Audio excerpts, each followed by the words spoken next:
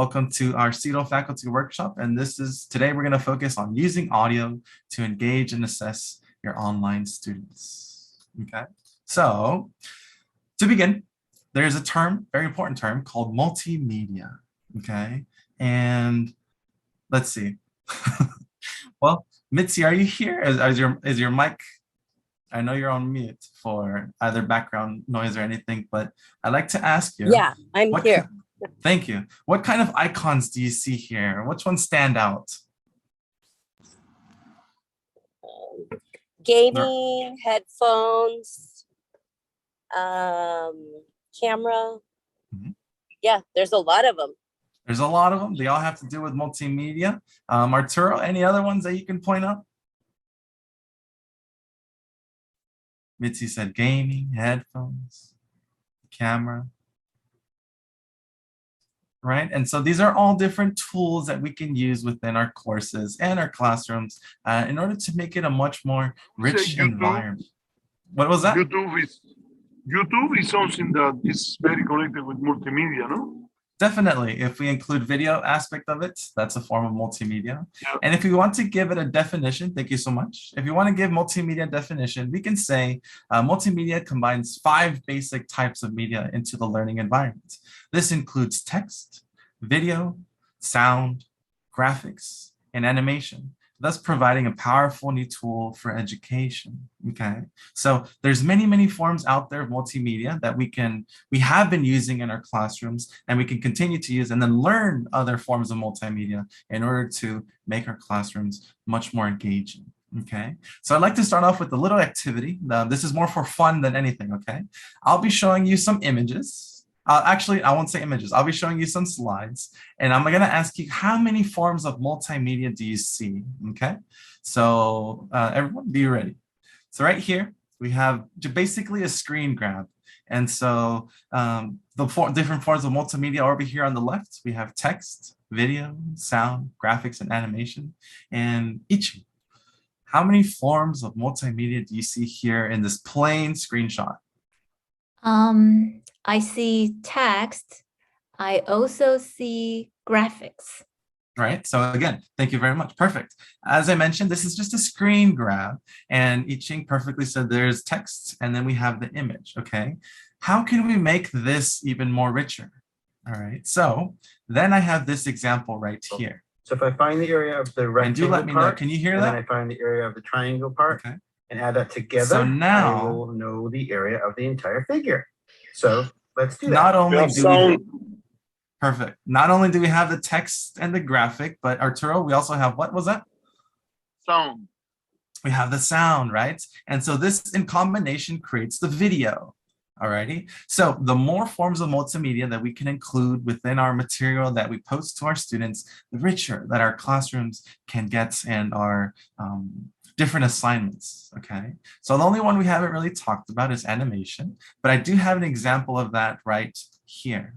Okay, this is just a 3D model from PowerPoint actually, and I actually just gave it away. Which form of multimedia is this? Animation. Very good, right? So this is just a plain animation. And so instead of just including an image, now we have a sort of, you can define an animation sort of like a moving image, right? So this is just an animation, no sound, not really a video because it's not telling any sort of story or anything like that, just a simple animation. And so moving forward, here I have just these sound waves. It's just an animation as well. And this will transition us into our topic of today, okay? So one of the most powerful ways to impact achievement is to actively engage students in the life of the classroom. This is a quote by Beth Pandolfo from Edutopia, okay? One of the most powerful ways to impact achievement is to actively engage students in the life of the classroom. All right. So looking at this picture right here, is there something that comes to mind or that sparks in your head? Maybe something that you miss from teaching in person, live in the classroom? What can you tell us? What can you observe about this classroom? What kind of feelings do you get when you see this? Anybody? The students seem very engaged. Students seem very engaged, right? And you can almost feel like you can hear that they're just a chatter, right? Whether they're talking about before the class begins, during a classroom assignment, a group assignment like that. So the voice is a very powerful tool that we use that is actually missing, that students and ourselves, we could miss a lot within the typical classroom experience, okay? So we're gonna bring that audio aspect into our teaching material today. So how can we use our voices to help students be more actively engaged online? All right. For this workshop, here are the learning objectives we'll be aiming for today. By the end of this workshop, faculty will determine the appropriate equipment and software for recording voice inputs, implement voice activities into Canvas discussions and current assignments, infuse audio throughout your lectures to engage your students and create instructors' presence, and use Canvas Studio to record or upload audio and create audio quizzes. Okay. Let's go ahead and do a very quick overview, and it is pretty quick actually, about the equipment that you need in order to succeed or in order to move forward with doing this, okay? Here we have, again, just a clip of image of Zoom graphic, right? Basically, we're all on Zoom right here currently at the same time. And when we meet with our students, if we're meeting with them over Zoom, they're also on Zoom, saying that everything that is needed in order to move forward with the activities that we'll be talking about today has already been achieved. The students have that camera, but we're focusing on the audio. So the laptop does have that microphone or a tablet or the phone. However, your students are logging into your Zoom courses, this is basically all they need in order to be a participant in these audio activities, okay? So if they have Zoom and you have Zoom, that's all you really need. There are other different types of equipment, other hardware out there, like very special microphones that you can purchase and use in order to make the quality of your audio much higher. However, again, we just want to focus on what we already have. It's really trial and error. The more options, sometimes we try to make the experiences better, but then a whole new set of problems or issues may arise. So we're here to introduce you to different types of teaching activities that you can do. And again, moving forward, if you do have questions about any of this stuff, please feel free to reach out because we're more than happy to assist with anything that. So again, these are all different sorts of multimedia that we can sort of embed into our classrooms and Canvas courses, okay? As stated, we're focusing on the audio, throwing in the headphones in there for students in order to listen to that audio. And that's what we're going to be focusing on today. Okay, let's move on to voice activities. So very simple question. Mitzi or Turo, what do you see here? What type of Canvas activity do you see right here? It looks kind of like a discussion. It is exactly a discussion. Yeah. Right, so this is a Canvas discussion. Over here on the left, it's just two different forms of discussion. This is a focused discussion. Here's a threaded discussion where students respond to one another. And so how can we make Canvas discussions, which we all have access to, a much richer environment for students with these activities using our voice, okay? So let's go ahead and do a quick demo. I'll be doing this just through these slides right here to give you that general overview, presenting where the information is, okay? So as soon as we go into our Canvas courses and we click on discussions, over here on the top right, we can see that we can add a discussion, correct? Once we've already created that discussion assignment and we hit reply, we're gonna see an option up at the top for the tab that say edit, view, and insert. If we select on the insert tab, the third option from the top says media, and then there's another sub menu there that says upload or record media. Okay, I didn't lose anybody, right? We're creating a Canvas discussion. Iching?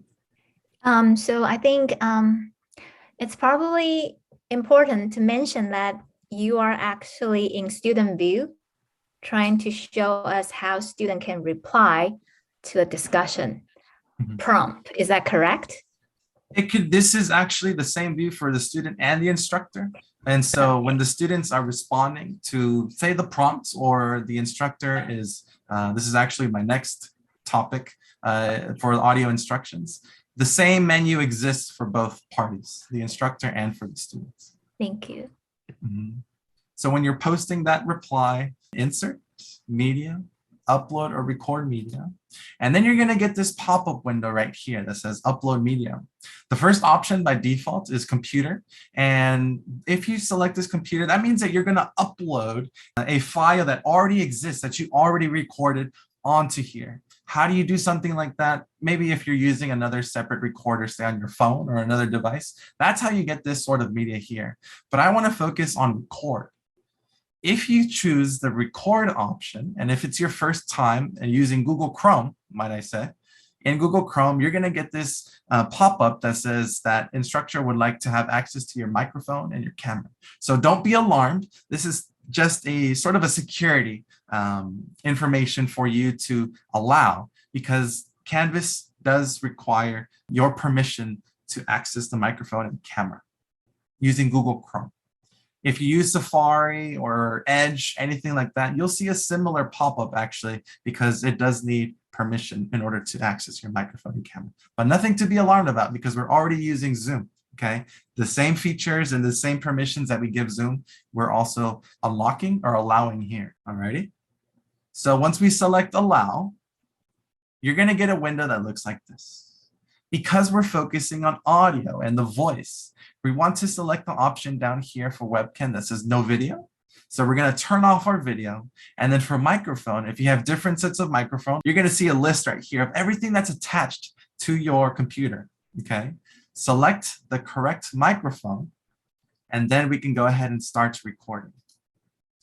When we select start recording, you'll notice that the wave at the bottom is going to give you a countdown, and we'll notice that the wave at the bottom is recording your voice. This isn't live, this is pre-recorded. But notice that when you finish, you click on the button there that says finish. You can give it a simple title if you'd like. For this one, I just called it a sample audio. And then of course, we select save media at the bottom. Once we select save media, it'll upload into your Canvas post, and then we just put post reply, just like a text response, okay? This is what the thumbnail looks like once it's uploaded, and then students or the instructor can go ahead and play it, okay? So using something like this, going back, this is one simple method that you can begin using for your Canvas courses in order to make your students much more engaged in listening to what their classmates have to say, and also you as a faculty learning and hearing your students' voices. Consider this. Students can respond to discussion prompts with audio only. Students can respond with a combination of audio and text. So it doesn't just have to be audio. You can also continue doing text, but you can have some form of also include your voice with this sort of direction or instruction. And students can comment on classmates' posts with audio and or text. So again, it's a combination of both text and the audio in this activity. The instructor can provide audio only and or text feedback to posts, and the instructor can include audio versions of discussion directions, which we're actually going to talk about next. Okay. Let's go off of that last bullet point for the instructor and focusing on voice directions. This is for the instructor, okay, for faculty members. If we go back to the Canvas course, I'm in the assignments, and this is typically what you might see, right? For an assignment that's already been created. How can we make this more richer? Okay. If I select the edit button in the top right within Canvas assignments, we're going to go into this edit mode. And right here, all I have is my cursor selected. Okay. Just like we talked about earlier, I'm going to go into insert, media, upload or record media. And we're going to get that same pop-up window that we saw earlier for the discussion responses or replies. We're going to select, you can upload from a file that's already saved locally, or you can hit record and we select no video and we select the correct microphone. We record the directions to our assignments and then we can upload them. Right on top, you can place it wherever you'd like. This is just an example. When you finish recording, it'll look something like this. And then when you go ahead and publish it as the instructor, you're going to see something that looks like this. And the students will see something very similar that looks like this. Okay, again, that's a student view. Alrighty. What are some of, and if you'd like to listen to a sample of this, so the students typically will read through the assignments directions by themselves, right? If we include some sort of instructor voice audio, Alrighty. instead of the Now student it's just time for reading you it. to write an elevator speech. This is an important assignment, as You you will can be using your also elevator take a bit of time out of your day, make your classroom environment that much more engaging, and also just do a general overview and record the directions of each of, not each, maybe you can also balance it out. Maybe the more important ones, if you'd like, as a start, you can focus on those. Especially for at the beginning of the semester, if you'd like students to sort of introduce themselves, you can also go ahead and set that example by recording yourself. Okay. Some general benefits of voice directions. Not only are audio and video instructions an excellent complement to text directions, but they can make students feel more connected to their teachers as they learn online. Coming back to your Canvas assignments and listening to the instructor, perhaps before, after class, not on Zoom, and listening to the instructor there. It involves describing visuals thoroughly, which helps the listener, but also the instructor when they are describing other material visually. When you see a video, you'll sometimes you'll hear and you'll see in front of the camera say something like, look at what the red line does here. When you see this, what do you think of? If there are students who are listening to this, they can't see this visually. So as the instructor who's creating these voice directions, it'll make you think about how to properly execute these directions in order to make them as clear as possible for students with and without disabilities. Okay.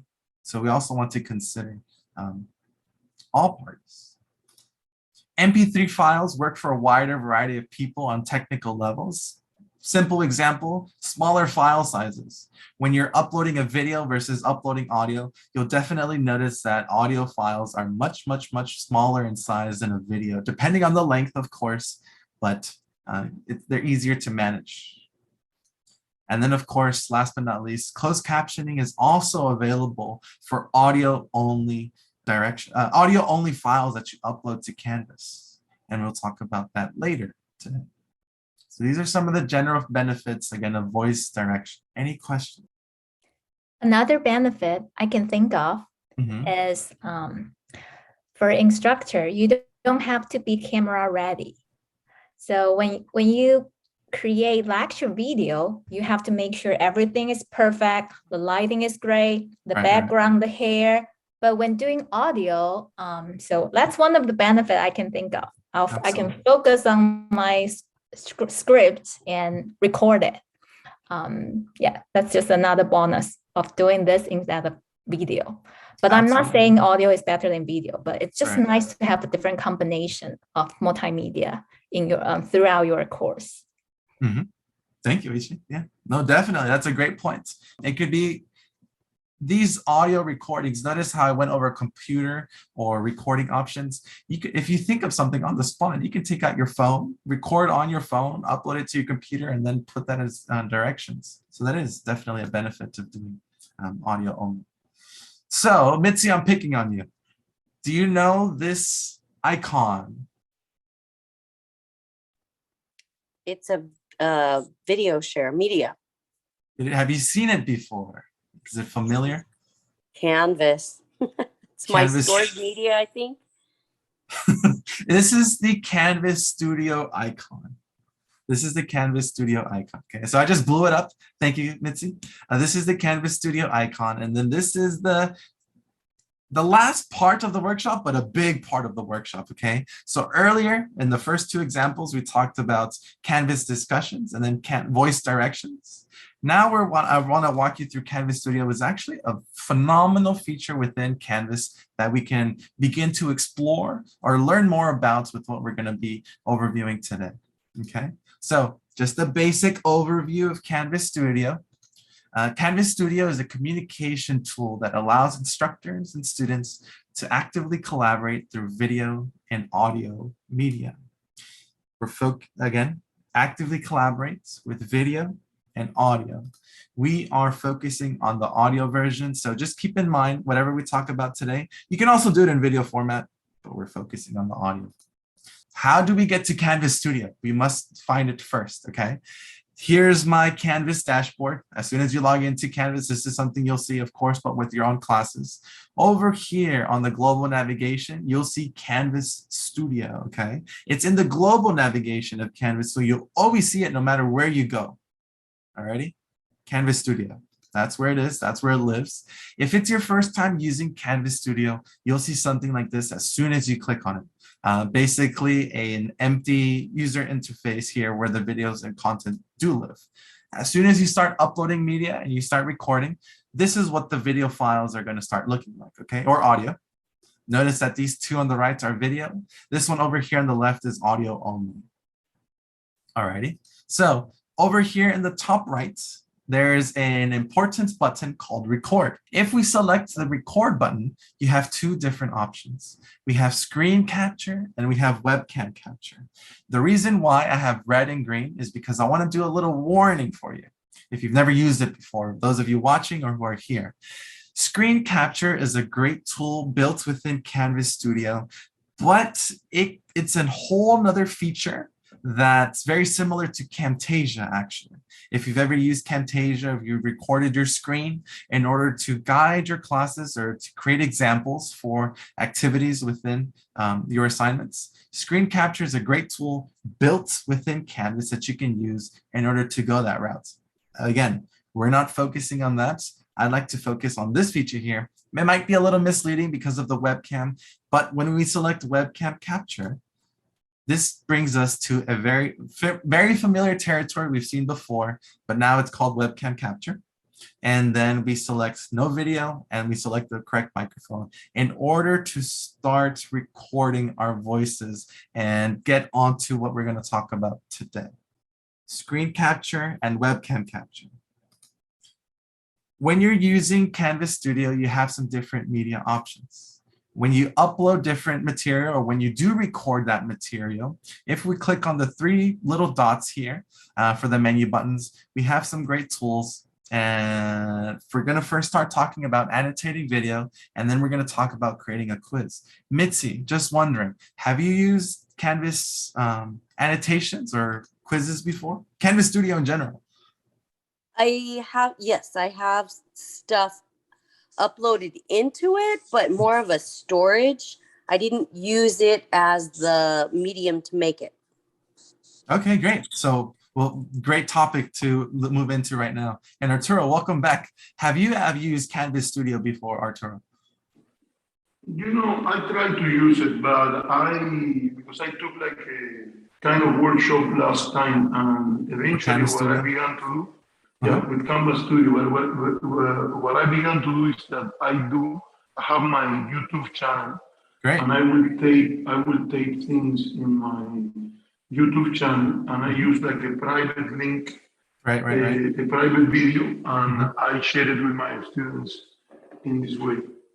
Okay, yeah. So one of the features that I didn't mention actually, that you can also embed or upload YouTube videos within Canvas Studio, but just because we want to keep this very laser focused as much as possible, we're only going over creating quizzes and annotating the video. But Arturo is absolutely correct. You can also reference YouTube videos within Canvas Studio, okay? That's what I have been doing. Great, yeah.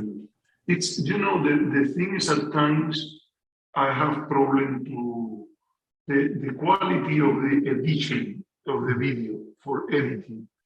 In YouTube is a pain in the neck.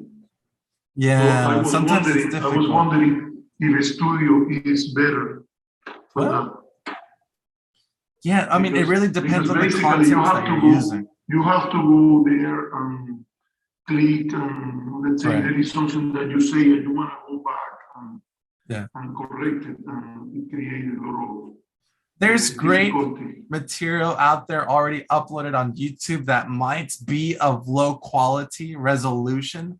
In those cases, it's very hard to upscale it because the original version is just low quality. So in those instances, this is where we recommend the instructor to go out there and find the resources, of course, something like Seedle, and just start creating your own version of it, right? To make your courses more authentic, more engaging, using the tools you already have access to, okay? But of course, everything Arturo is mentioning, these are things that we can relate to. And Okay. the other thing, Kevin, that I am having problem is that when my students, I ask them, for instance, in every class, I ask them to do like a short introduction, Right. and I put it in the format of a discussion at campus. Sure. That they introduce themselves with a video. Right. Right. And Right. they supposed to say something important, try to show a map or Right. a diagram or something like that. And what happened is that they upload it, they are not using, I think, Studio 2, because when they upload it, what they have is a file Mhm. and come with a title. It will say, for instance, Arturo Lopez, dot, and then the extension. So the students will have to click there to watch the video. There is no, for instance, when they go to the discussion site in Canvas, what they found is like a link to the video. They don't see an image. Right. And I So thought this that- is actually that- embedding. I'll say Yeah, that. well- And again, Arturo, if you ever have any issues, please reach out. But this is absolutely embedding. Instead of posting the link, your student should be embedding the video in order to see that thumbnail. So the instruction should be, please embed the video, not to post the video. Well, it really depends because sometimes Canvas or other resources can notice the link and then have like a sort of image version of it. But let's talk, Arturo. After the class, we can definitely get in touch and we can review anything and everything you'd like because these seem like things that that's easy to fix. Yeah, I'll say that. Okay, thank you. No, thank you for sharing. All right, so annotations. This is what we're talking about first. You can add annotations to your media in Canvas Studio. Annotations include a headline and text, and you can also add links and hyperlinks when viewers play the annotated media. The media pauses and the annotations display. You can also edit and delete annotations, okay? So this is a feature within Canvas Studio called annotations. Let's see on how you do something like that. But please note, before moving on, consider using annotations to provide extra information needed to further understand the material being played.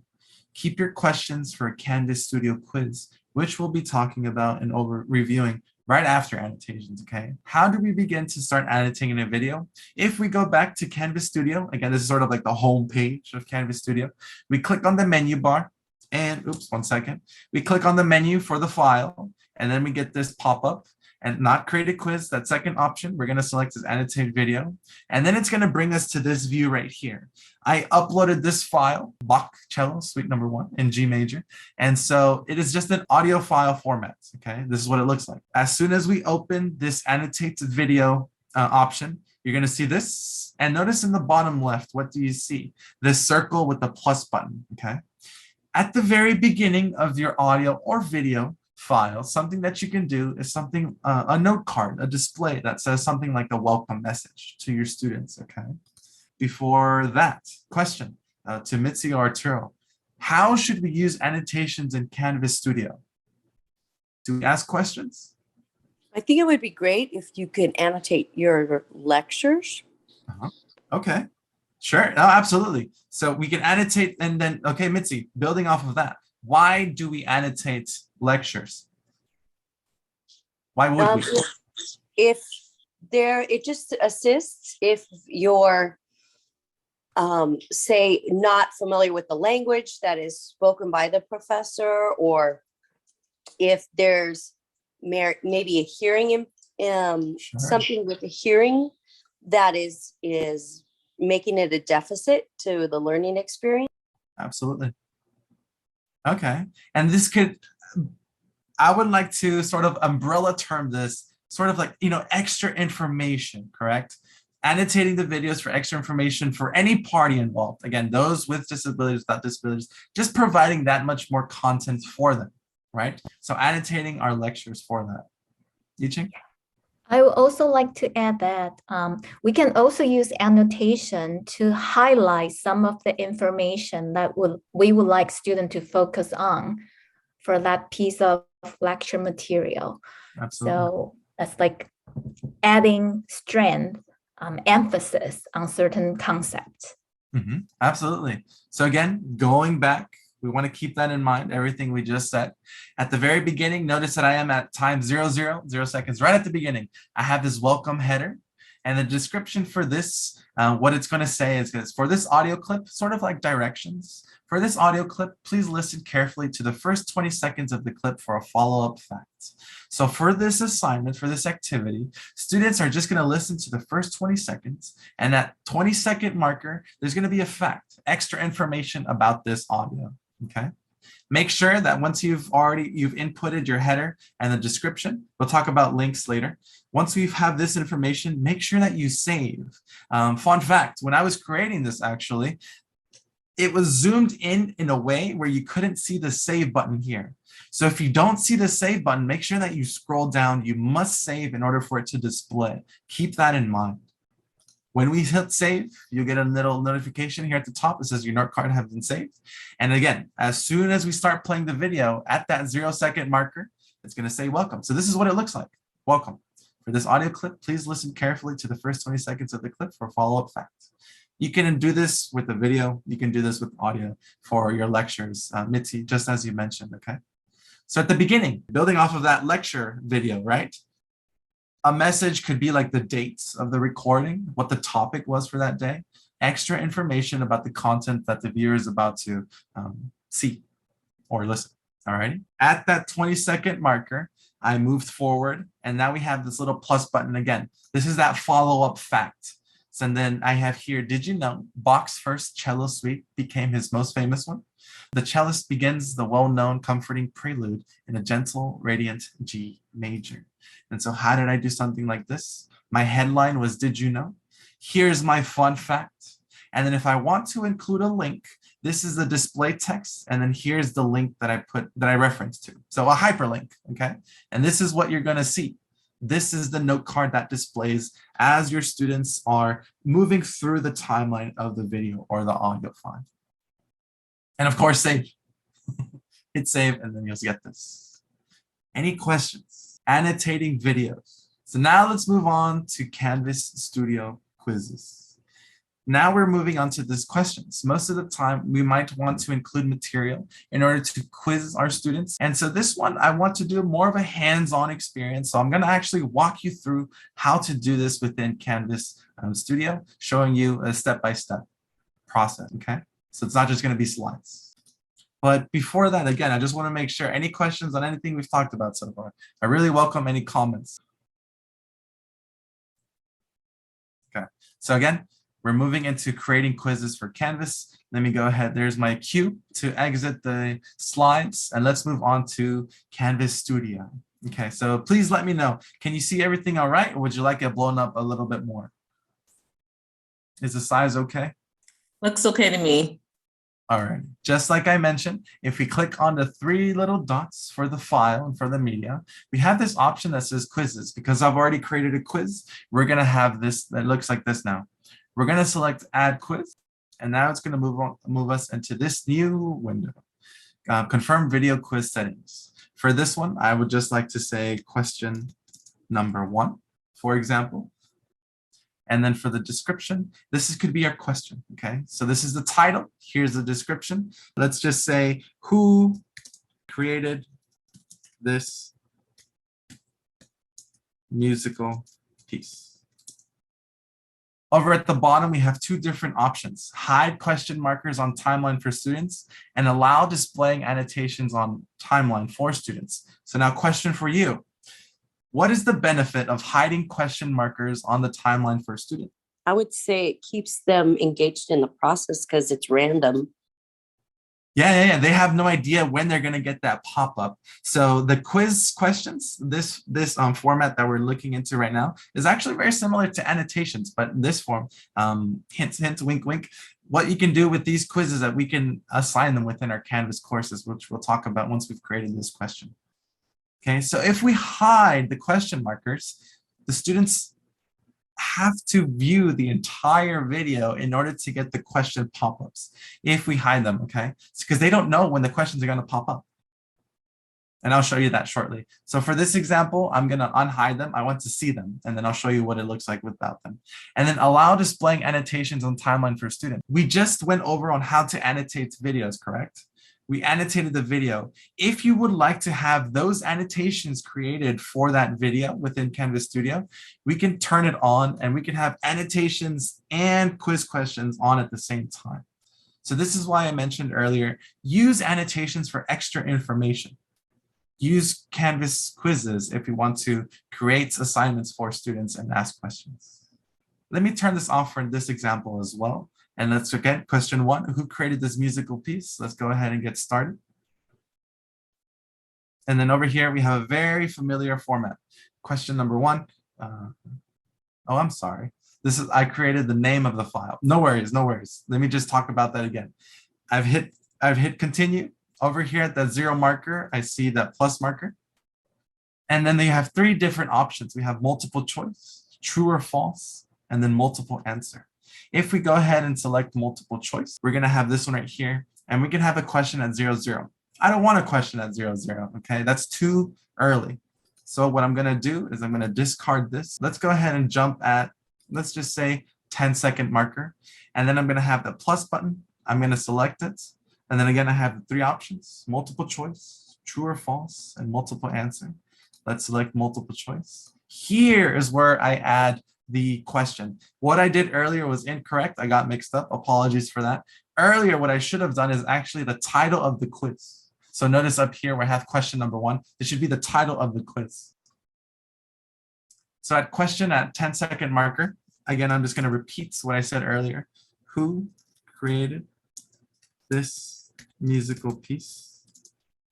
And then can anybody give me some famous musicians out there? Of course, this was by Bach, but any others out there that you can think of? Beethoven. Beethoven. Beethoven. I don't know. If we want to add additional options, we just hit the answer button right there. We also have, let me think, do we want to be more contemporary or classic? I can say Tchaikovsky, but I don't know how to spell that too correctly. let's just have some fun here. Let's say Michael Jackson. It's Michael Jackson. And then let's just say Elton John. Elton John just released a brand new album yesterday, I think. Yesterday or 2 days ago. Fun fact there. If we want, as this is the instructor view, when we select the correct answer, this is where we do it. The correct answer is Bach. And then at the bottom, we have different options. Vary points by answer, and then shuffle choices. So starting with shuffle choices, if I check that, notice that if I have them unlocked, this means that Canvas Studio, when the student is taking the quiz, these questions will shuffle. If you would like Bach to be option number A at all times, then we lock it. It won't shuffle, okay? This is what this means, these lock symbols, these lock icons. Everything else will shuffle, Bach will not. Okay. And then, let me turn that off for now. Vary points by answer. If you would like to assign different options, different point values, then we can select this as well and give each option different sets of points. Up to you as the instructor, what you'd like to turn on. And then at the very bottom, we have this option for question feedback. If you would like to provide students with feedback for a correct answer, an incorrect answer, or just general feedback, this is where you can go ahead and place that. So for a correct answer, very simply, I can say good job. For an incorrect answer, just for fun, I can say study more. And then general feedback, I could say thank you. Well, thank you. Again, general feedback. And what do you notice right here that I mentioned earlier? I don't know if you'll catch it, but do you see the save button? I mentioned this a little bit earlier when we were creating the note cards. Notice that my save button is a little bit cut off. I don't know why it really does this, but simply you can do Control minus or Control plus. That'll zoom in, that'll zoom out, and that'll zoom out and give you that option. I don't know. This is a user interface issue within Canvas. I can't control it, but we can change the options within our computer to see it. So just make sure that when we have our questions, you select save here at the bottom. Let me zoom out and let me select save. Something to keep in mind. So do you see this right here? This is where my first question is. Questions on that. So now let me go ahead and start at that 5-second marker. Let me hit play. Okay, and then this is where the question will pop up. Okay, so if you ever want to edit it again, this is where it could go. Save. All righty. I'm just doing one example for now. I can go ahead and do another one if you'd like later on, depending on time. And let me hit done. Here, the question is, when you've created the Canvas quiz, if we go back to the home within Canvas Studio, notice in the top right, there's that little rocket ship. Do you see that? It's kind of tiny in the top right. That means that now it's a quiz. What we do now, how do we get our students to take this quiz? Let's go back to our dashboard. Let's go to the correct course that we'd like. For this one, I did create a sample Canvas course shell for this. Let's go to assignments and let's go ahead and create a brand new assignment. Within this sample one here, sample workshop audio. Oops. And then sample again. Within the rich content editor of Canvas Studio, do you see this little icon here? Can you notice that it looks like a plug? If we click on that, there's this option here that says ARC. Here's another fun fact. ARC is what Canvas Studio used to be called. Now it's called Canvas Studio. So if we click on ARC, notice that it's going to give us a list, a pop-up window of all of our Canvas Studio contents. We're going to select the one that we just created a Canvas Studio quiz of. Select. And then what we really want to select here is this option here that says Video Quiz Embed. We select Video Quiz Embed. We click on the drop-down list. If you have more than one quiz for it, we can go ahead and select the one. Remember, I made the mistake. I called it question number 1. So this is pretty simple. I'll go ahead and select question number 1. I'll embed it. Assign your points, assign it to the class. Let's go ahead and save and publish. Let me jump into student view. And now, again, this is student view. Your students will see here the correct title of the Canvas Studio quiz and information. Get started. It's only 10 seconds. Imagine this as your lecture or some video content that you create. At that 10-second marker, you'll get a pop-up. You'll get the question that you created. You can answer it. Would you like me to answer correctly or incorrectly? So you can see the options. Incorrectly. Incorrectly? Let's go say, let's have some fun. Okay, let's do Michael Jackson. Let's go ahead and continue. So something to keep in mind as well, on top of everything that we've just mentioned, something to keep in mind is that the student must watch or listen to the entire media in order to submit their responses. So once this is done, I'll select submit quiz. Let's see view result. And then I have this right here. And this is what it'll look like from the student view. Okay. Correct answer is box. Some feedback. Study more. Thank you. Will you be able to see this quiz in your gradebook? So when you assign the correct points and values to it, when we finish as the instructor, I'm going to leave the student view. As the instructor, we have different options for insights, captions, and quiz results.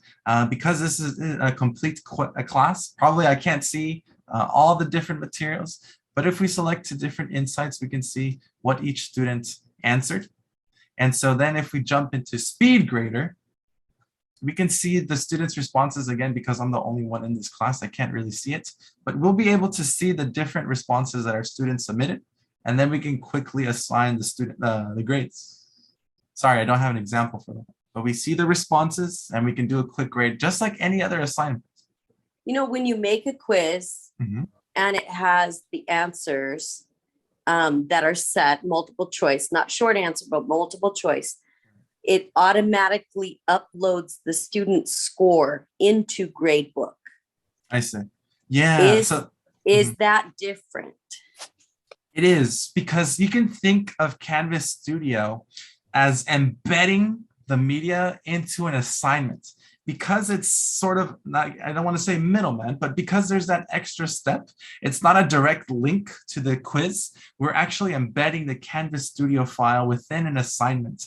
And then within assignments, what you can do is that we can categorize them. If you have weighted scales already set up within your course, we can set it up to look like a quiz. And then when grades are submitted, you can assign the appropriate points there. So that's the sort of workaround for that. So we can either we can embed the Canvas Studio either within assignments or modules. I would start from assignments from the beginning and then place it in a module, because the placement can always move around. If you're interested within Canvas Studio Captions, how that works, please know that it also exists, okay? I'm not sure. We have about 2 minutes on the clock remaining. And so what I'll be doing is that I'll be submitting this into our Canvas, it's not a Canvas, our CETL SharePoint sites. And if you like extra information on how to create captions for our Canvas Studio files, this also exists, okay? And it's a great feature, actually, if you'd like to export captions from any other type of media that you have. So what's next? If you are interested in any or may have more questions on anything that we reviewed today, please feel free to reach out, make an appointment with me, anybody from CETL, and we'd be happy to work together, brainstorm some new ideas. Please visit our CETL Workshop SharePoint site for more information on upcoming trainings and resources, and then revisit the session material from today in the Alternative Assessment SharePoint page. And if you'd like links to any of those, I'll go ahead and put them in the chat. Feel free to click on them. Save them for your reference. They are there. And then last but not least, we would definitely appreciate some feedback from you. So if you have your phone handy or tablet or anything like that, feel free to scan this QR code. It'll take you directly to a feedback form that we have in order for us to learn from this experience and make the next workshop that much more better. So you can go ahead and scan that. If you don't have a phone handy, I'll go ahead and copy and paste this link onto the Zoom chat as well. You can click on that. And again, we appreciate any and all feedback. And that's it. Thank you very much. Thank you. You're very welcome. Thank you. So yeah, please do reach out. Thank you. Let me know if you have any questions. Absolutely. Thank you. Have a great rest of the weekend.